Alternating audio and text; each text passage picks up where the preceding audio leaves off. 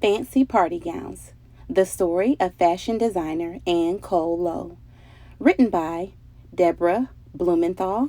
Illustrated by Laura Freeman. When she was old enough to thread a needle, Cole Lowe's mama and grandma taught her how to sew. Wisps of cloth would fall from their work tables like confetti, and Anne would scoop them up and turn them into flowers as bright as roses in the garden. Anne's family came from Alabama. Her great-grandma had been a slave, so her family knew about working hard just to get by.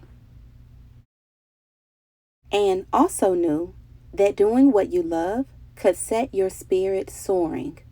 So that's what she did, working near her mama in the family shop, making glorious dresses for women who went to fancy parties. But when Anne was 16, death stole away her mama. There was no one to care for her anymore, and no one to make the dresses. The Alabama governor's wife was waiting for her gowns. Anne thought about what she could do, not what she couldn't change. So she sat down and sewed the dresses herself. Then she stood up and ran the business. In 1916, Anne got a job sewing dresses for a woman in Florida. A year later, the woman sent her to design school in New York. Anne was a good student and a fast learner. But it was 1917, and Anne had to study in a separate classroom, all alone, because she was African American, and life wasn't fair. That didn't stop Anne. She kept on making extravagant gowns, and year after year, more and more women wanted to wear them. Elegant dresses, party gowns, no two alike. I feel so happy when I'm making clothes that I could just jump up and down with joy, she said. Finally, Anne saved enough money to open a salon of her own in Manhattan. She had big bills to pay, and sometimes not enough money to pay them. That didn't stop her. When Anne saw obstacles, she thought about what she could do, not what she couldn't change. One day, Anne got a special order. A lady in Washington, D.C. was marrying a senator. 7 years later, this man, John F. Kennedy, would become President of the United States. Anne bought 50 yards of the finest ivory silk taffeta and the trimmings to go with it. For months, she cut and sewed. The gown had a wide bouffant skirt with pleated bands and tiny wax flowers. Anne also made all the dresses for the wedding party. Then, just 10 days before the wedding, Anne opened the door to her workroom. "No!" she cried. A pipe had burst. Water gushed everywhere, flooding everything. 10 of the 16 gowns were destroyed. Anne thought about what she could do, not what she couldn't change.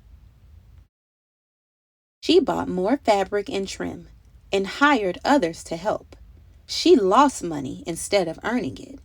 In just 8 days and 8 nights, Anne and her team remade all the dresses.